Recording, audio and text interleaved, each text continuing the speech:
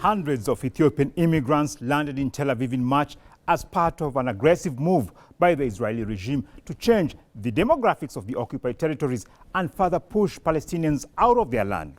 These Ethiopians face constant discrimination and racism in Israel. An Ethiopian immigrant in the occupied territories speaks out here during an anti-racism protest. Let's take a listen.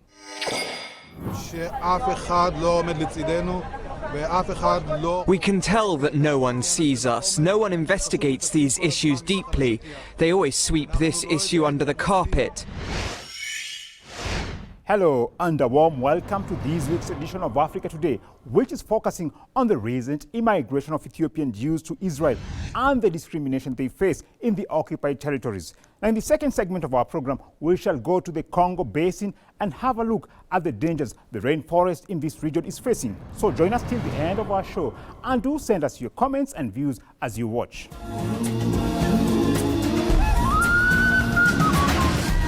Ethiopian Jews face racism in Israel. Some 300 Ethiopian immigrants landed in Tel Aviv in mid-March as part of a colonial plan by the Israeli regime to bring Ethiopian Jewish community to the occupied territories. They were the last of 2,000 Ethiopian immigrants to arrive in an operation which began last December. Nearly 150,000 Ethiopian Jews now live in Israel. Many arrived in a secret immigration operation that took place in the mid-1980s and early 1990s. Most of these Ethiopian Jews face racism in their daily lives and experience institutional discrimination at every level. Even their Jewishness is doubted. This comes as no surprise, as Israel is an apartheid regime. In 2019, a trigger-happy Israeli policeman shot dead Solomon Teka, a teenager of Ethiopian descent, sparking nationwide protests. One of the protesters expresses fear of daily racist attacks. I have small kids. This is enough. It's not nice. I'm always worried about my son until I see him with my own eyes when he comes home. Aren't we also humans? The policeman who shot dead Teka was recently allowed to resume duty. The family of Teka voiced shock and astonishment over his return. Such incidents are clear evidence that the racist Israeli regime does not really care about Ethiopian Jews, who are being used as part of its long-term strategy to change the demographic makeup of the occupied territories. This plan also includes constructing illegal settlements, destroying historical sites, and expelling the local Palestinian population. For more on this subject, we contacted Dr. Louis Gordon, the founder of the Center for Afro-Jewish Studies. He's also a professor and head of the Department of Philosophy at the University of Connecticut. Thanks a lot, Dr. Gordon, for your time. Now, as we know, Ethiopian Jews have lived in Ethiopia for centuries. Now, why is the Israeli regime now encouraging them to immigrate to the occupied territories? You see, although the initial issue was around Jewish Ethiopian refugees, which is part of the Operation Moses situation, if you look at Wings of Dove, this is where you have an unabashedly right-wing government of Israel, and the purposes there are a little different, and the numbers are not as large. So the thing to bear in mind is that there are Ethiopian Jews all over the world. There are prominent intellectuals, prominent activists, all the way down to the working class individual, from the cab driver to the person in the store. And there are varieties of reasons. What's unfortunate is their cause has been captured by the conflicts that are really focused more in Israel. But for Ethiopian Jews, for instance, I'm of a variety of Jewish descent, from Mizrahi, from Palestine and Jerusalem, to Sephardic Jews, but also part of my ancestry is Ethiopian Jews. And these are Jews who were in Jamaica. So not all Jews in the world are Jews who want to go to Israel. Thanks for that, Mr. Gordon, and stay tuned for more. Ethiopians have long complained about unfair treatment and police violence in Israel and say they're treated as third-class citizens. Bags of blood donated by Ethiopian Jews were found dumped by Israel in 1996. The discovery led to protests and riots in Israel. An Ethiopian demonstrating against discrimination and Israeli police brutality could not mince his words. I have lots of friends who the police have hit and targeted with tasers. Yesterday it was him, tomorrow it could be me. and the day after it could be my brother or a friend. Why do they do this? Because they're racists. Ethiopian Jews are now facing discrimination in Israel. Now, do you think they would have been better off staying in Ethiopia? The thing we have to deal with is that not only are there Black Jews everywhere, but we face ongoing struggles even in Israel. Because, we can't pretend. There is racism in Israel. And I should add that the Israeli left, as do the US left, join in protest against the discrimination. But the fact is, they're protesting because the discrimination exists, and especially when you're talking about the police. But as we know, a big problem with Black people in countries that are not predominantly Black is this problem of state representatives of violence. And that's why I bring up the police, although if you bring up the Israeli case, you'll also have to bring up the military. The Israeli regime has also illegally attempted to control the birth rate among Ethiopian immigrants. This racist regime admitted it gave Ethiopian Jewish immigrants birth control injections without their knowledge or consent. Now, why did the Israeli regime forcibly inject Ethiopian women immigrants with birth control shots? This is clearly a criminal move. The fact of Israeli misdeeds on Ethiopian Jews has been known for decades. Not only in terms of what they're doing with birth control, but the thing is, what's very tricky is an issue that Ethiopian Jews face also when they migrate, not only in Israel in terms of their numbers. The Israeli regime also seeks strategic relationships with African governments, while the marginalization of Africans persists within the occupied territories. Israel's Prime Minister Benjamin Netanyahu is pursuing a plan to deport thousands of African migrants in his racist anti-migrant campaign. He called these African migrants infiltrators. והמאמץ הגדול הוא להוציא באופן משמעותי את רוב אלה שנשארו שהם שוהים ומסתננים בלתי חוקיים לישראל. אנחנו מביאים היום תוכנית לממשלה להוצאת המסתננים הבלתי חוקיים, והתוכנית הזאת תצא לדרך היום. Netanyahu has issued racist remarks against African migrants. What motivates Ethiopian Jews to migrate to the occupied territories while they clearly know they will face racial discrimination? We're talking also about a right-wing government. I don't know any right-wing governments that are not racist. It's the same kind of language we had with Trump, as an example. Why would some people migrate to a right-wing country that is going to treat them in dehumanizing ways? Well, their motivation is connected to their specific situations. In some cases, they have family members there. In some cases, it just so happens the opportunity came there. And in other cases, they vary. But in most cases, it's desperation. Dr. Gordon there says that the immigration of Ethiopian Jews to territories occupied by Israel is out of desperation. Quite clearly, this is a case of jumping out of the frying pan into the fire. Now, before we wind up our interview, let's watch remarks by a high-ranking Israeli regime diplomat on Ethiopian Jews. Many of them actually converted, or their parents converted to Christianity for various reasons, and now they wish to return to be part of the Jewish people. They are not considered as Jews, so they already live as Jews, but officially they are not yet converted, so they're not yet Jews. Now, the Israeli regime has been airlifting Ethiopian Jews in pursuit of its settler colonial project in the occupied Palestinian territories, but says they are not Jewish enough. What's your take? The people who have the power, who are hegemonic, are always saying that the people who don't have the power are not authentically who they are. But Ethiopian Jews know they're Jewish people. And Ethiopian Jews, and not only they, but many Jews I've met across the world, they know who they are. And in the end, if there's a state that's not going to recognize them, then look, they'll live elsewhere. Thanks a lot for your insight, Dr. Gordon. Now, when we come back after a short break, we'll talk about dangers facing the Congo rainforest.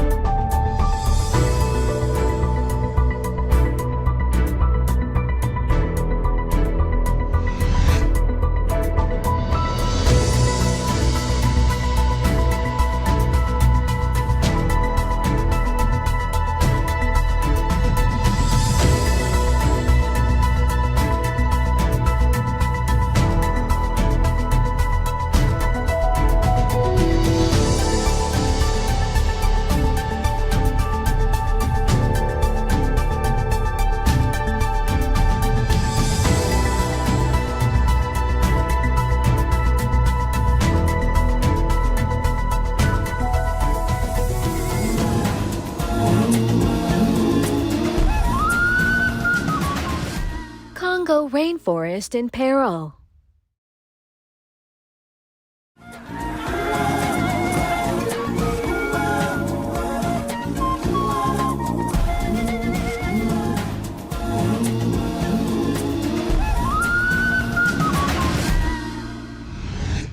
The Congo Basin Forest is the world's second largest tropical rainforest, covering approximately 170 million hectares. That is more than 4 times the size of Germany.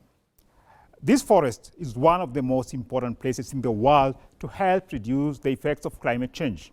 Now, Congo Basin Forest spans 6 countries, that is Cameroon, the Central African Republic, the Democratic Republic of Congo, Gabon, Equatorial Guinea, and the Republic of Congo.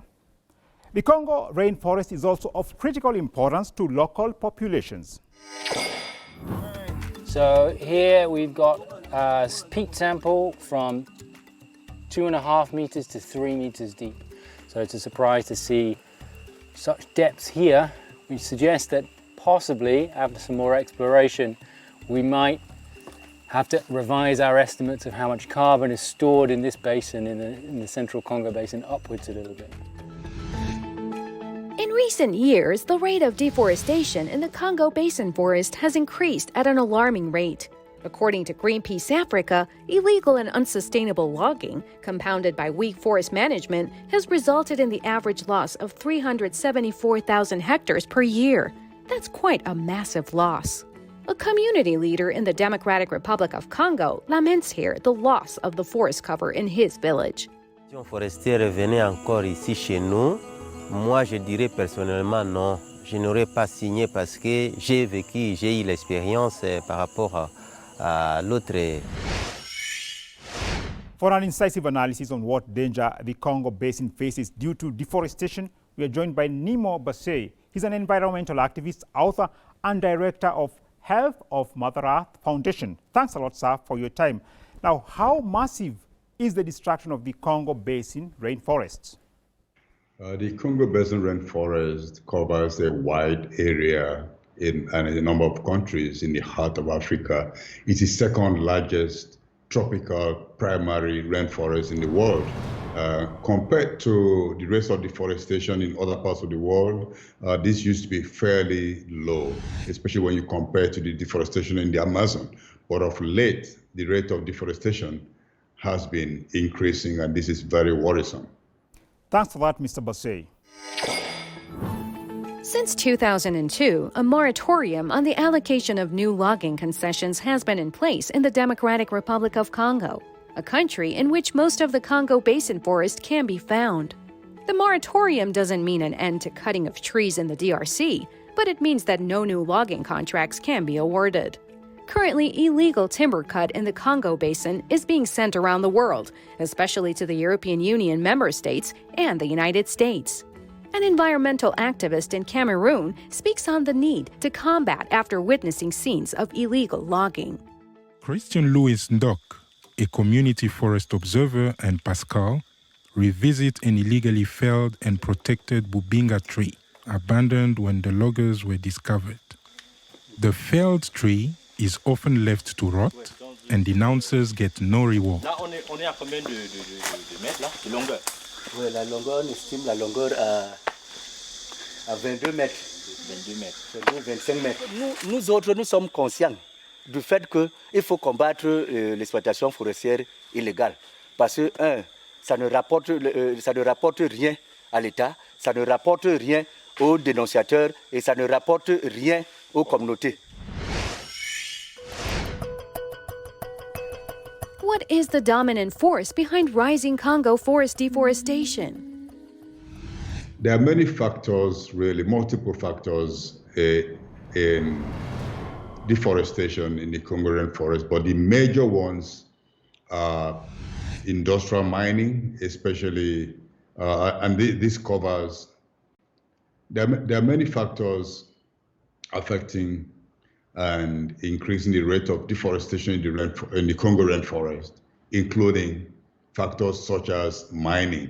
And mining does have related factors because before mining takes place, you have to build the access route to the mining locations, and this brings in a lot of other factors that lead to deforestation. There's also the case of industrial plantation, agriculture, especially like oil, including oil palm plantations, and there's also massive logging going on. Mr. Bassey talked there about logging and agricultural projects. Now, Cameroon is one of the Congo Basin countries that has seen its forest cover diminish due to industrial-scale farming. A local here speaks on how a multinational company has destroyed the tropical forest in his region. So since they have just bulldozed the whole thing and torn it up and down,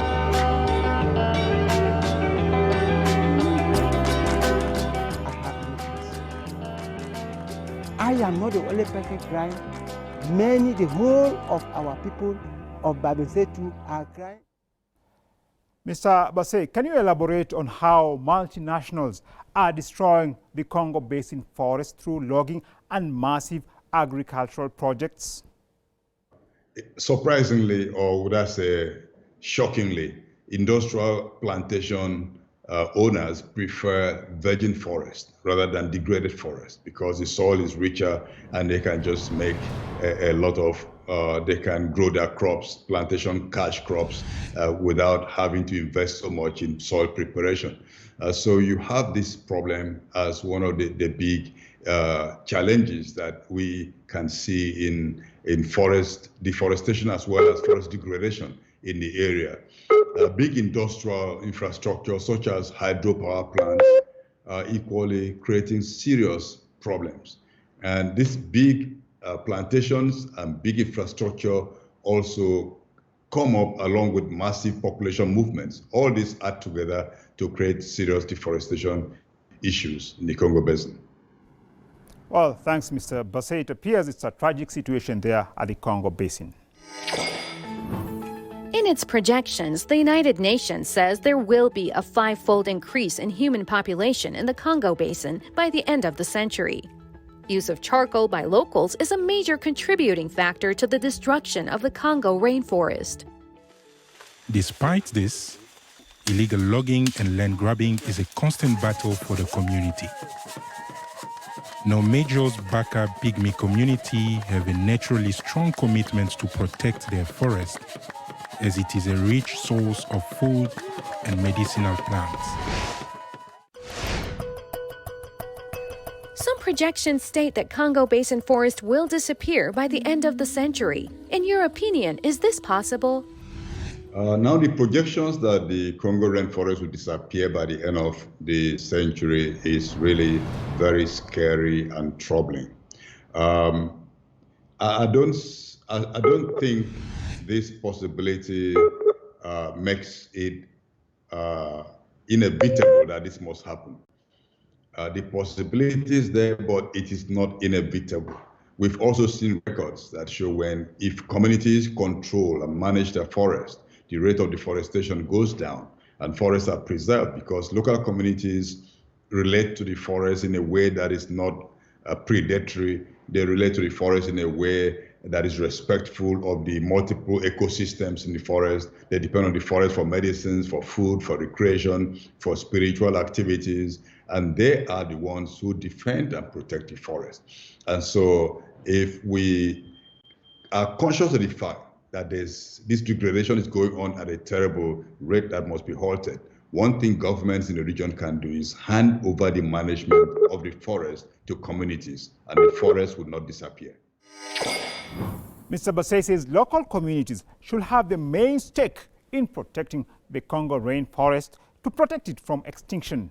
A community leader in Congo also believes they are the real custodians of the region's rainforest. Nous, une population dépendante de la forêt. C'est là où nous tirons notre bénéfice et nous considérons la forêt comme étant une mère nourricière. Puisque là, il y a la pharmacopée. Là, il y a aussi les ramassages. Nos sites sacrés aussi sont dans la forêt. Et si un PA se trouve dans la forêt, il trouve sa vie, puisqu'il est son habitat naturel. Mr. Bassey, as you know, the Congo Basin region has been experiencing political instability and armed conflicts for long. Now, how is this fragile political situation affecting the region's rainforest? There's so much conflict going on, sometimes below the radar in the Congo Basin, because the Congo Basin has been a place of plunder of resources. Transnational corporations and governments have sponsored assassinations, sponsored conflicts, and just created instability in the region for decades now, also as to grab the resources from the Congo rainforest area. What citizens can do to tell their politicians, tell their corporations, enough of the bloodshed, enough of blood minerals, enough of blood timber from the Congo Basin. It's time to halt the degradation and allow the planet, allow the Congo Basin to revive itself and to have a rest from all the conflicts. This will be one way not only to tackle global warming, but also to build peace in a way that will affect everyone positively. Well, very well put there. Stop the plunder of the Congo rainforest to tackle global warming and for peace to prevail.